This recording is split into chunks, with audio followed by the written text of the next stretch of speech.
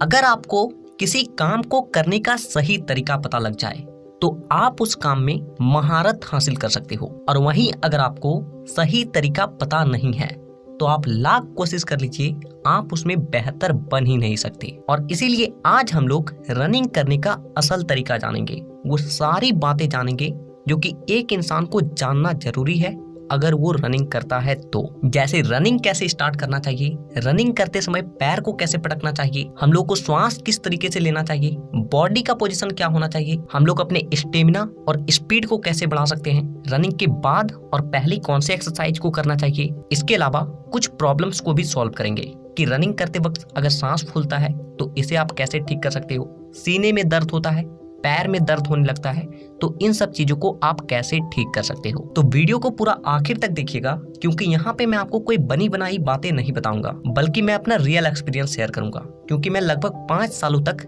इसी करियर में था और उस दौरान मैंने काफी सारे बच्चों को डिफेंस के लिए तैयारी करवाया है। तो सबसे पहली चीज कि रनिंग की शुरुआत कैसे करें। यहाँ पे आप में से अधिकांश लोग गलती क्या करते हैं कि वो डायरेक्ट ग्राउंड जाते हैं या फिर रोड पे जाते हैं और रनिंग करना स्टार्ट, और कुछ देर रनिंग करने के बाद ही उसके पैर में दर्द होने लगता है, श्वास फूलने लगती है। और इसीलिए आप जब भी रनिंग स्टार्ट करें तो रनिंग स्टार्ट करने से कम 10 मिनट पहले वार्म अप और स्ट्रेचिंग अच्छे तरीके से कर लें, क्योंकि जब आप रनिंग नहीं कर रहे होते हो तो आपका पूरा बॉडी रिलैक्स मोड में होता है, आपके मसल्स एक दूसरे से सिकड़े हुए होते हैं, और जिसके चलते आपका बॉडी ठीक तरीके से नहीं खुल पाता है और आपका पैर पकड़ने लगता है, आपकी श्वास जल्दी फूलने लगती है। दूसरी बात कि रनिंग करते समय पैर कैसे पटकें, और यहाँ पे लगभग 90% बच्चे गलती करते हैं। आप में से अधिकांश बच्चों को लगता है कि अगर मैं पंजों के बल दौड़ूंगा तो स्पीड दौड़ पाऊंगा। हाँ, ये बात सही है, लेकिन ये चीज हर वक्त काम नहीं आती, इसीलिए ध्यान से समझिए मैं क्या बोल रहा हूँ। अगर आप कोई लॉन्ग रनिंग कर रहे हैं, जैसे कि 5 किलोमीटर हो गया, 10 किलोमीटर हो गया, 1600 मीटर हो गया, या फिर कोई मैराथन हो गया, ऐसी स्थिति में आपको कभी भी अपने पंजों के बल नहीं दौड़ना है, क्योंकि पंजों के बल दौड़ने से आप जल्दी थकते हो और ऐसी स्थिति में आप लॉन्ग रनिंग कभी भी कंप्लीट नहीं कर पाओगे। तो अब आपको पैर कैसे पटकना है वो ध्यान से समझिए। आप जैसे ही अपने पंजों को जमीन से सटाते हो वैसे ही आपकी एड़ी भी जमीन से सट जाना चाहिए, यानी कि नॉर्मल आपको अपने पैरों को फ्लैट पटक के दौड़ना है। लेकिन ध्यान रहे, ऐसा नहीं कि डायरेक्ट अपने पैरों को ले गए और धड़ाम से सीधा बजा दिए, ऐसे करोगे फ्लैट फुट की परेशानी हो जाएगी। इसलिए जिस तरीके से एक एरोप्लेन लैंड करता है, यानी कि एक पहिए को पहले रखता है और फिर दूसरे को, ठीक उसी तरीके से आपको पंजे को पहले रखना है और फिर एड़ी को। और जब आपका अगला स्टेप आए तो उस वक्त पंजे से जमीन को जितना हो सके पीछे की ओर ढकेलिए और अपने बॉडी को आगे की ओर फेंकिए। और वहीं पे अगर आप स्प्रिंटिंग करते हो, 100 मीटर, 200 मीटर, 500 मीटर की रनिंग है, तो ऐसी स्थिति में आप अपने पंजों पे दौड़ सकते हो और आप बहुत स्पीड दौड़ सकते हो। तीसरी बात कि आपकी बॉडी और सिर का पोजीशन कैसा होना चाहिए, क्योंकि ये आपके स्पीड पे बहुत ज्यादा मायने रखती है। सबसे पहली चीज कि जब भी आप रनिंग करें अपने बॉडी को पूरी तरीके से रिलैक्स रखें। दूसरी चीज कि अपने हाथों को कभी भी दाएं बाएं फेंक कर ना दौड़ें, बल्कि आपका हाथ सीधा पीछे जाएगा, आपकी कोहनी सीधा पीछे जाएगा और सीधा आगे की ओर आएगा, क्योंकि ऐसा करने से आप अपने हाथ को जल्दी से आगे पीछे कर सकते हो। और क्योंकि आपके हाथ के हिसाब से ही आपका पैर आगे पीछे होता है, यानी कि जब आपका हाथ पीछे जाता है पैर आगे जाता है, यानी कि जितनी स्पीड आपकी हाथ की होगी आपका रनिंग उतना ही ज्यादा स्पीड होगा। इसीलिए हमेशा हाथ को सीधा आगे और पीछे करें, और आप मुट्ठी को बांध भी सकते हो और खोल कर भी दौड़ सकते हो। आपको जैसे कंफर्टेबल फील हो आप वैसे दौड़ें। तीसरी चीज कि अपने सिर को स्ट्रेट रखें, अपने गर्दन को स्ट्रेट रखें, लेकिन अपने बॉडी को थोड़ा सा आगे की ओर झुका कर दौड़ें। ऐसा करने से सामने से आने वाली हवा आपको कम महसूस होती है और आपकी स्पीड काफी ज्यादा बढ़ जाती है। चौथी बात कि हम लोग को श्वास कैसे लेना है, तो देखिए यहाँ पे भी आप कुछ हैक्स को यूज कर सकते हो और अपने स्टेमिना को बचा के ज्यादा से ज्यादा स्पीड और लंबा दौड़ सकते हो। अगर आप लॉन्ग रनिंग कर रहे हो, जैसे कि एग्जाम्पल के लिए आप 5 किलोमीटर की रनिंग कर रहे हो, तो जब आप रनिंग की शुरुआत करें उस वक्त आपको केवल अपने नाक से श्वास को लेना है और नाक से ही श्वास को छोड़ना है, क्योंकि शुरुआती समय में आपके बॉडी में स्टेमिना एकदम पीक पे रहती है, आपका ताकत भरपूर रहता है और इसीलिए कम ऑक्सीजन में भी आपका बॉडी अच्छा खासा एनर्जी प्रोड्यूस करता है और आप जल्दी नहीं थकते हो। लेकिन जैसे ही आप 2-2.5 किलोमीटर रनिंग कंप्लीट कर लें और आपको थोड़ा थोड़ा फील हो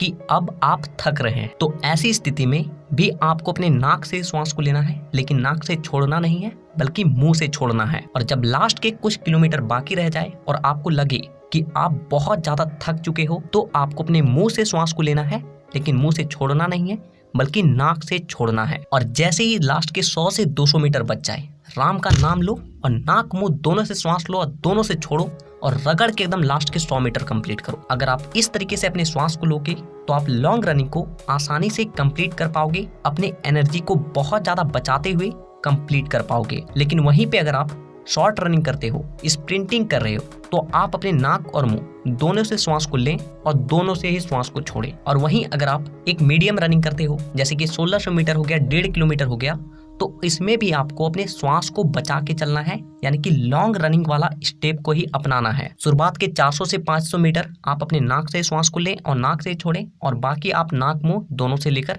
रनिंग को कंप्लीट कर सकते हो। यहाँ पे आपको केवल ध्यान इतना रखना है कि लॉन्ग रनिंग में आप अपने एनर्जी को जितना बचा के दौड़ोगे, आप रनिंग को उतना जल्दी क्वालिफाई कर पाओगे। 5वीं बात कि कुछ लोगों का स्टेमिना बहुत ज्यादा लो रहता है, श्वास तुरंत फूलने लगती है, तो वैसे लोग क्या करें? सबसे पहली चीज, अपने खान पान को सुधारो, क्योंकि आपकी ताकत का आपके खान पान से सीधा संबंध है। दूसरी चीज, कंसिस्टेंसी मेंटेन करके रखिए, क्योंकि एक दिन में स्टेमिना नहीं बनता है। आज बंदे साल भर से वहाँ ट्रेनिंग कर रहे हैं, इसके बाद जाके एक सही रनर बन पाते हैं। और आप 10 दिन रनिंग नहीं करोगे, मेरी श्वास फूल रही है, स्टेमिना नहीं है, ये हो रहा है, वो हो रहा है, ऐसे स्टेमिना को बढ़ाने का बहुत सारा तरीका है और उन तरीकों को बता के मैं इस वीडियो को और ज्यादा लंबा नहीं करना चाहूंगा, क्योंकि पहले ही मैंने उस टॉपिक पे एक प्रॉपर वीडियो बनाया था। नीचे डिस्क्रिप्शन में लिंक मिल जाएगी, इस वीडियो को देखने के बाद उस वीडियो को जरूर देख लीजिएगा। छठी बात कि रनिंग से पहले और रनिंग करने के बाद ऐसे कौन से एक्सरसाइज को करें जो कि हमारे स्टेमिना को बढ़ाए, हमारे स्पीड को बढ़ाए, तो इसके ऊपर भी आपको हमारे चैनल पे वीडियो मिल जाएगी, आप उन वीडियोस को देख लें, क्योंकि रनिंग से पहले और बाद किया गया एक्सरसाइज आपके रनिंग को बहुत ज्यादा इफेक्ट करती है। 7वीं बात कि कुछ लोगों का श्वास बहुत ज्यादा फूलने लगता है, किसी का पेट में दर्द होता है, सीने में दर्द होने लगता है, पैर में दर्द होने लगता है, तो इन सब चीजों को आप कैसे ठीक कर सकते हो? सबसे पहली बात कि रनिंग करते वक्त सीने और पेट में दर्द केवल उन्हीं लोगों को होता है जिसके पेट में गैस जमी होती है, इसीलिए अपने पेट को ठीक तरीके से साफ करो, पानी ज्यादा से ज्यादा पियो, कुछ दिनों में आपका ये प्रॉब्लम अपने आप ही ठीक हो जाएगा। और अगर आपको बहुत ज्यादा दर्द होने लगता है तो एक बार डॉक्टर से जरूर मिल लें। दूसरी बात कि अगर आपका श्वास बहुत ज्यादा फूलता है तो इसके लिए आपको क्या करना है कि रनिंग से 10-15 मिनट पहले कहीं पे आराम से बैठ जाएं और इन दोनों प्राणायाम को करना है। पहला अनुलोम विलोम और दूसरा कपालभाति। दोनों प्राणायाम आपके फेफड़ों को एक्सपेंड करती है और जिससे उसमें ऑक्सीजन ज्यादा मात्रा में आता है और आपकी स्टेमिना पीक पे जाती है, आप जल्दी नहीं थकते हो। तीसरी बात कि पैर में दर्द होने लगता है, तो अगर आप एक बिगिनर हो, यानी कि अभी अभी रनिंग शुरुआत किए हैं, तो हमेशा रनिंग ग्राउंड में करें, घास वाली जगह पे करें, कभी भी शुरुआती समय में रोड रनिंग ना करें। दूसरी बात, एक अच्छे कंपनी के जूते को ही खरीदें, कुछ पैसा ज्यादा लगेगा लेकिन आपका पैर सलामत रहेगा। और तीसरी बात कि अपने पैरों को इतना जोर से कभी भी मत पटकिए कि उससे एक आवाज क्रिएट हो और उसके बाद आप रनिंग करें, बल्कि जितना ज्यादा आप अपने पैरों को स्लो पटकोगे, जितना स्मूथ लेके जाओगे, आपके पैर उतने ही ज्यादा स्ट्रांग बनेंगे और दर्द कभी भी नहीं होगा। इसके अलावा ज्यादा दर्द होता है तो रनिंग के बाद कौन से एक्सरसाइज को करना चाहिए वो वीडियो जरूर देख लेना। तो जय हिंद, राम राम। अगर वीडियो पसंद आई हो तो वीडियो को एक लाइक करके नीचे कमेंट में जय हिंद लिखना ना भूलिएगा और इसी तरह के और भी वीडियोस को देखने के लिए चैनल को सब्सक्राइब करके बेल आइकन को दबाना बिल्कुल भी मत भूलिएगा, ताकि अगली वीडियो जब भी आए वो वीडियो आपके पास सबसे पहले पहुंचे। तो वीडियो देखने के लिए दिल से धन्यवाद।